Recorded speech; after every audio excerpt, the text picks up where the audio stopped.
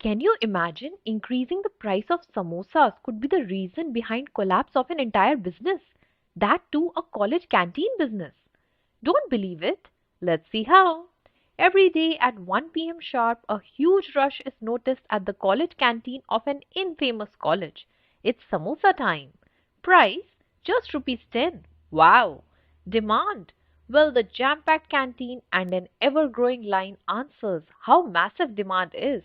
The queue beats the record of Cricket World Cup final ticket booking day. But one day, Desi Munda, who runs the canteen, decided something drastic. He raises the price to rupees 20. Aim, double profit. But not so easy. Delicious samosas, but 2x price? The queue disappears. Lots of samosas unsold.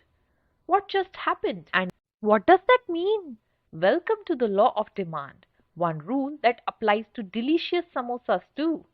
Law of demand simply says when the price of good increases, the quantity demanded falls, and when the price of good decreases, the quantity demanded rises, subject to other things remaining constant.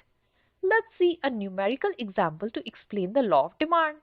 Taking samosa example, if price is rupees 10, the demand is 300 samosas. If price increases from rupees 10 to rupees 20, demand crashes to just 150. Opposite happens if price reduces to rupees 8. Demand in this case increases to 350 samosas. Result, you get a downward sloping demand curve. Now time for a twist, because economics is not just one variable. When samosa prices rise, students start buying more momos. Why? Because samosa and momos are substitute goods. When price of one good rises, the demand for other rises too. A direct relationship. Another happy situation, price of tea falls. Result, demand for samosa rises as tea and samosas are consumed together and are complementary goods. Price of one falls, demand for other rises. An inverse relationship. What if some other factors change apart from price? Imagine it's college fest. Many college students are participating. Demand for samosas is super high.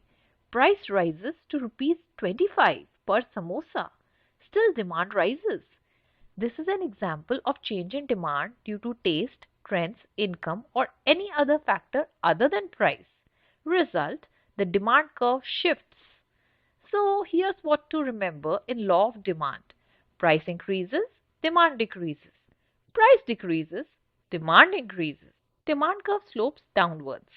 Price rise leads to people shifting to substitutes. Complementary goods boost each other. And external factors can shift the entire demand curve.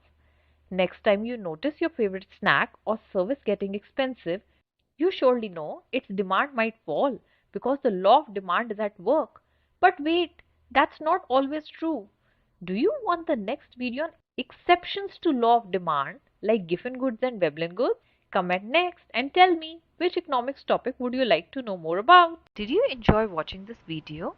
If yes, don't forget to hit the like button and subscribe for more such amazing animated videos on economics that you will surely love. See you next time.